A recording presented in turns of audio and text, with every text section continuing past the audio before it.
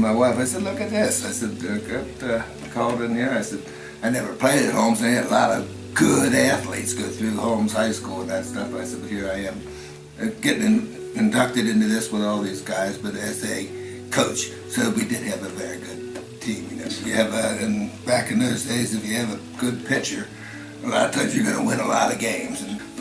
So John Dowd and I worked with the baseball team, and we just kind of like meshed together pretty good. He was more or less a disciplinarian, and I'd yell at him a whole lot, and I'd have to compliment him and give him what they did right.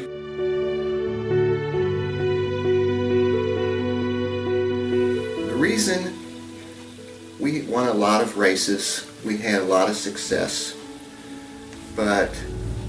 and I've just come to realize this in my later years, it wasn't so much me that did it, but the team that surrounded me. And I don't mean just my runners. They were pretty awesome and we were able to get a lot out of them, but I'm talking about especially my wife, any coach's wife. There's a lot of sacrifice with the wife and the family, and just, you know, I'm humble. I was fortunate to be around Holmes High School where I had tremendous athletic directors surrounding me and giving me a lot of rope to do what was necessary. Probably the biggest highlight, none of this would have ever happened if it hadn't been for Jerry Lancaster. I owe my career to Jerry. He was an excellent coach. I was recruited by him to run for him. We did not win a regional, but they won a regional a year later in 1965. So I knew all the guys that were on Jerry's regional team. But more important, I was looking for a job to teach. I'm right out of college, and Jerry recommended me for a position in the Covington Public Schools, and I got hired as a result of that recommendation, and the rest is history. I would never have been able to coach or do any of have the successes we've had here. As far as highlights as a coach, I would have to say my first time we won a regional, it was 1982, and it's always interesting for any team. You know you're going to be really good when the season arrives. You can't wait for the season to arrive. No other coaches or teams are aware of how good we were going to be. 8 people knew it. My 7 runners and me. We could not wait for the season to begin.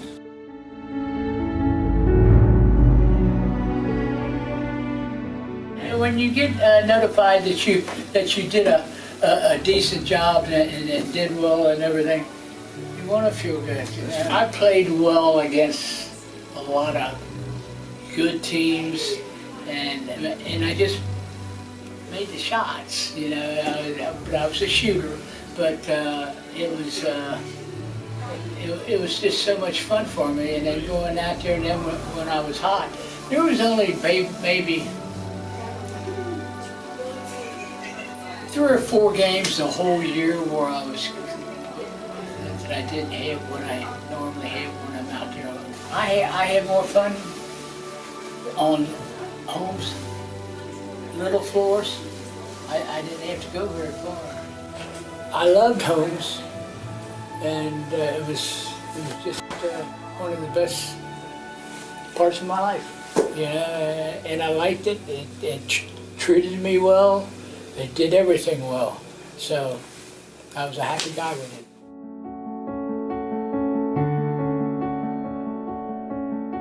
Wow. I mean, I was excited about it. I actually didn't know really Holmes had a Hall of Fame. We were actually playing with Doug Slomer and Dickie Bill, 2 Mr. Basketballs that come from home. And not to leave no one else out, John Ramsey and a couple other guys, you know, and just a general, you know, playing with them and the friendship that I established with most of the guys. The one memory I did kind of stuck with me that year, my senior year, we didn't make it to the state. We got all the way to final game of the regional and Highland beat us. And that kind of stuck with me, yeah. And then the next year they went on and went to the state. So that was the only break. But I did get a chance to go the year before, the year before that. So I'm just glad to be back and glad they honor me from being in the Hall of Fame, which I didn't know, but now that I do know, I'm glad somebody thought about me to honor me to put me in the Hall of Fame.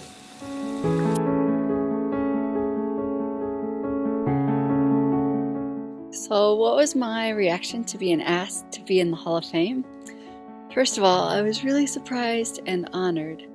I know I'm in really good company, and I'm not sure that I should be there, to be honest, but I'm especially happy to be included with and to be inducted with Coach Ferguson. That's a huge honor to me. The thing that stands out most for me are, it's those good friends that I made running in cross country and track. I ran with the boys most of the time because we didn't have very many girls, especially in the beginning. And they're among the most special people in my life. I don't get to see them very often anymore, but they mean a lot to me. Another huge memory for me is when Mr. Ferguson let me go to the Smoky Mountains with the boys my senior year in high school, or the summer before my senior year. That was an incredible experience. If you ran over 500 miles during the summer, then Mr. Ferguson would let you go. We had, really hard training runs while we were there, and of course amazing fun times. I was lucky enough to have one of the most inspirational coaches possible, I think, Mr. Lenny Ferguson, who's being inducted into the Hall of Fame at the same time that I am. And I have to say that I am so honored to be inducted with him. He's truly an incredible coach who motivated me and so many other athletes at Holmes to dream that we could accomplish things that nobody would have ever thought possible. And we didn't just dream it, we did it. Mr. Ferguson put those thoughts in our head, and he challenged us day in and day out. He pushed us, he inspired us, he got into our heads and made us think that we could beat these other local teams, and again, we did it.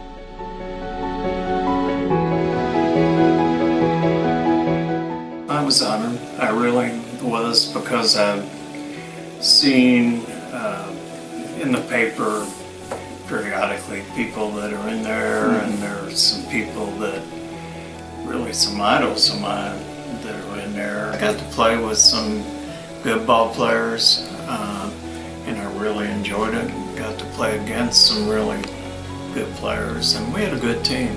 Lloyd McDermott and Orland Hoskins were two that stand out, and Mr. McDermott was such a nice man. I don't know if you remember him, big guy, former NFL lineman. I mean, he was huge, but he was a big teddy bear, and he was really supportive of me.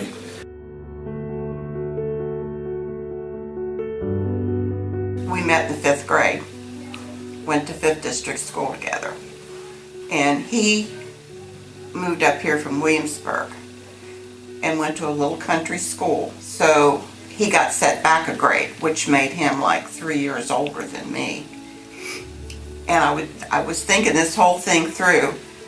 I'm sure he never played any organized sports down in Williamsburg.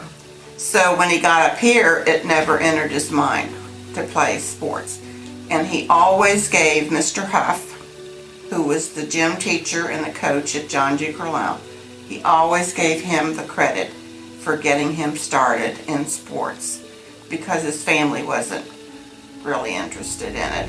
Then when we went to Holmes, we had to go to John G. because of where we lived. And so we went there 7th, 8th, and 9th grade. We started dating in the 7th grade. And then when we got to Holmes, he played basketball, football, baseball, ran track in his junior year, was captain of the team in his senior year of the football team.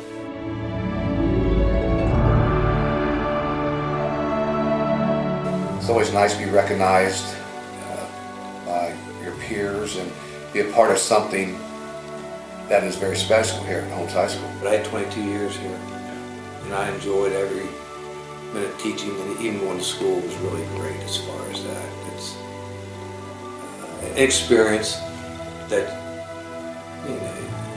you really can't tell until you have it. And I always say, like, Holmes is, you get out of education what you put into it, with anything. Yep. But the education here, I mean, the people who have graduated from here, what they've gone on, succeeded in doing, it doesn't matter if you're a teacher or a doctor or whatever. It all started here. Right. This is where you got your basis, this is where you got your discipline, it's all started here. I mean, like I said, you look at some of the people that's graduated from Holmes and how successful they are and what they have done, and this is where it started. Being part of Jerry Lancaster's track team, just a great class guy. He really is. Him and Marie, his wife, are just super individuals. They were like, another mom and dad from the standpoint. You spend a lot of time in track with your coaches, even in football and basketball, but they were just family, basically, as far as, with track and basketball. Being part of Tom Ellis's, when he was the head coach of football my junior year, being part of that, and then basketball my senior year was his last year coaching basketball. So being a part of that with Tom Ellis, as far as some of the highlights, as far as you could say, you really don't think much about it then, but as you look back at it now, it's like, that's a big thing, because Coach Tom was an icon in the state of Kentucky.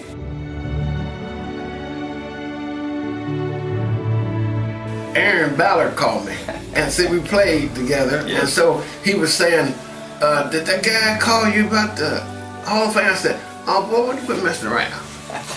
So then all of a sudden he said, well, I gave him your number, so he said he's gonna call you. So I said, okay. So I waited a couple of days there, and I said, no call. So then I called him back. I said, ball to come and kick you behind. And then that's when, after I hung up from that, then that's when you called, and then I got, you talking about the letter.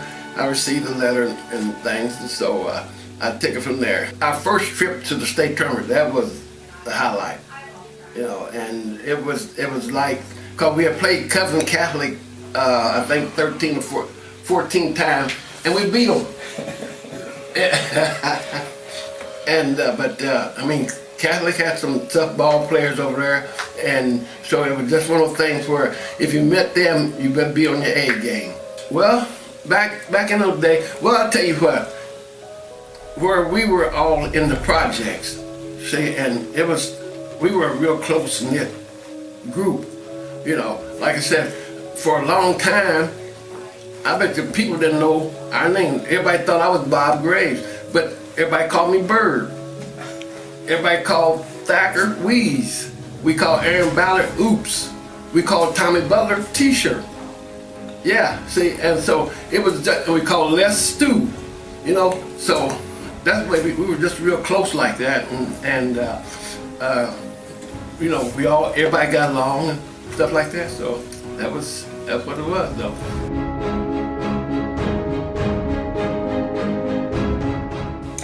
I was very excited, and everybody always has that question of, will it ever happen for me? And of course I was excited when I got the call from Mr. Hume.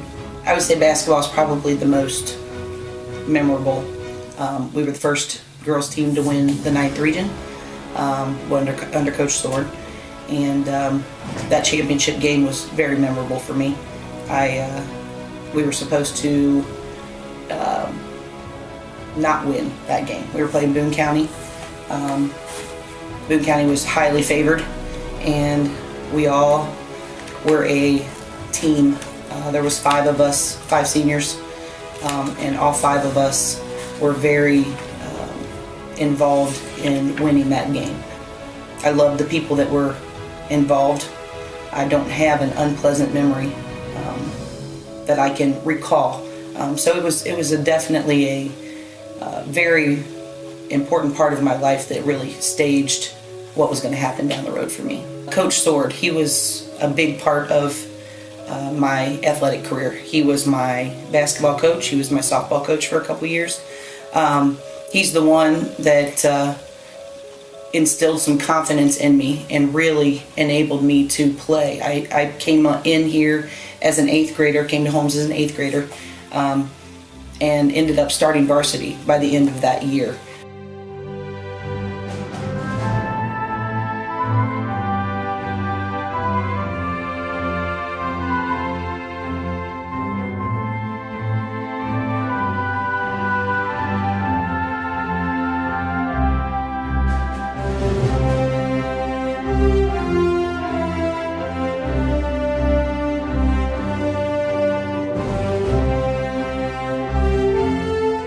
I was excited. I think that with all your activities growing up, you don't never really think about those kind of things.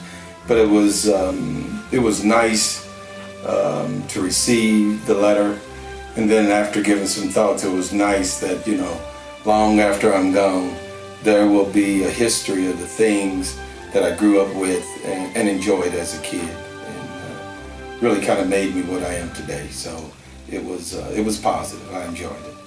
I think one of the biggest things that I remember here at Holmes was that Leo Foster and I met in kindergarten. That's hard to believe. And we stayed together educationally and athletically till we both graduated here at Holmes. But for me, it was the relationship with him and also playing. I think he was a guard that without talking, we always communicated well together. We would run a trap where we would trap the opponent guard by letting him run up the baseline, and he would always tell me, if you turn him, I'll be there. And he was always there. I bet you we stole 300 or 400 balls in our career playing here at Holmes. And I also enjoyed the education. I think coming from Grant, that this was a time of integration where they closed Grant down and moved here, and I found the teachers was just I would say eager to make sure that you did well, and I always remember that.